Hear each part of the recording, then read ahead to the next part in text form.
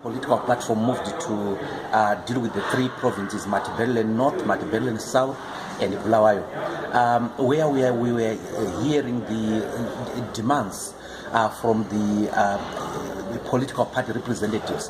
It was agreed that voter registration has not gone well in the province because of poor registration, poor voter education, lack of documentation, and the lack of synchronization between the ZECs, the Zimbabwe Election Commission, and the Registrar General's office.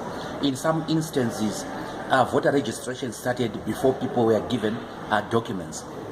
For that reason, we have resolved that the provinces have recommended that voter registration be extended by 2 months. They have also requested that voter registration be extended to cover the festive period. This is the period when most of their relatives who work in South Africa and Botswana will be in the country.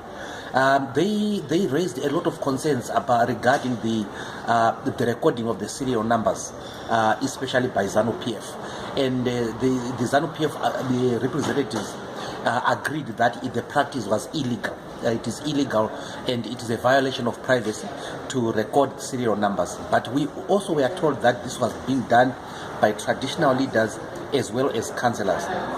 We have therefore agreed that the serial numbers, a party which wants to record serial numbers can record the serial numbers of its members, but at their offices, and not to force everyone, as what has been happening, and not to deny people food aid as well as other welfare benefits because they can't produce those voter registration slips. So it went on very well.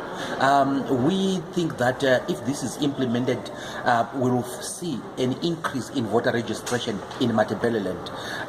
We were not happy with the figures that we received, especially for Bulawayo, which is only 164,000 out of the projected 400,000. Okay, thank you so much.